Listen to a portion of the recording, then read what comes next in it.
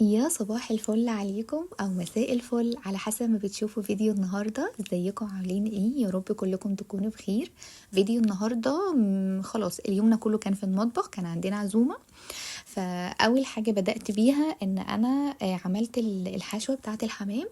اول حاجه بحط زبده وبعدين احط البصل عليها، كميه البصل بقى على حسب انتوا هتعملي قد ايه. وبعدين اول ما تدبل انزل بالقوانص والكبد وبعدين احط البهارات. البهارات دي انتوا على حسب ما بتحبوا.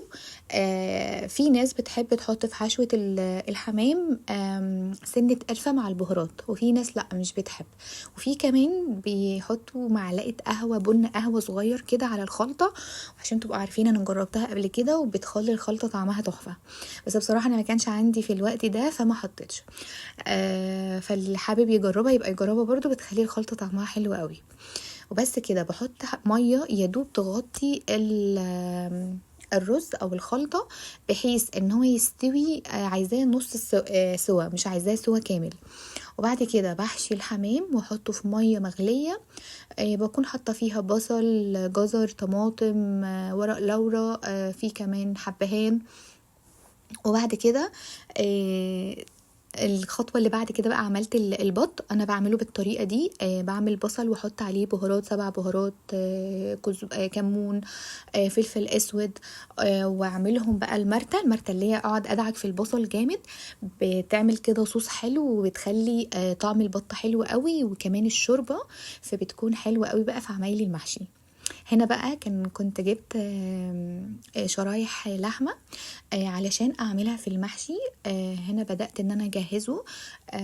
حطيت بواقي اللي هي الورق اللي هي بتبقى متقطعة دي، وطبقة من شرايح البصل، وكمان وبعد كده فوقها شرايح اللحمة. وحطيت بعدها بقى ايه، كنت عاملة محشي كرنب بس للأسف اتمسح وانا بعمل الفيديو فما صورتوش، هتشوفوه بقى في الاخر. هنا بقى في الخطوة دي كنت بعمل الخلطة او اللي هي اللحمة المتعصجة لسمبوسة. بعمل اللي هي ايه، سمنة وبصل بشوحه في السمن، البصل بشوحه في سمنة. وبعد كده بنزل باللحمة، وبعد كده اللحمة بس تغير لون، وابدأ بقى احط البهارات عليها. البهارات برضو زي ما بتحبوا. وبعد كده عملت السمبوسة وبس. كده احنا خلصنا الاكل. تمام، ندخل بقى على الايه، على الحلو بتاعنا النهارده هيبقى كنافه. قبل اي حاجه انا بعمل الشربات اللي هو بتاع الكنافه.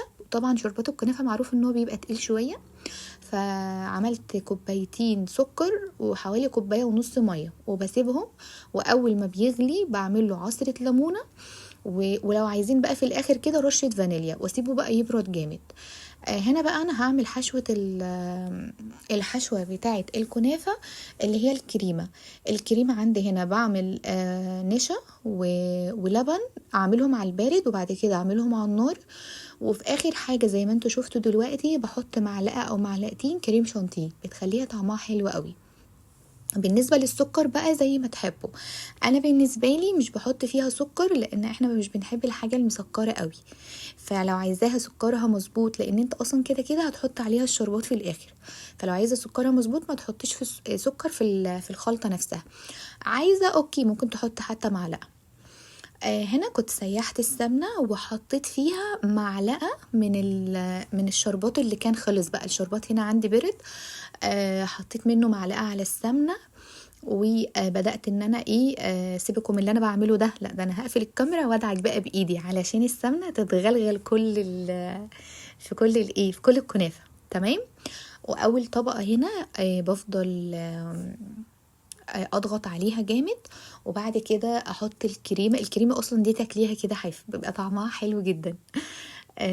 هنا الطبقه اللي في النص، وبعد كده احط الطبقه اللي فوق وبدخلها الفرن. هنا اللون اللي اخدته ده بسبب معلقه الشربات او المعلقتين الشربات اللي انت هتحطوهم في السمنه، هي اللي بتدولها اللون الحلو ده.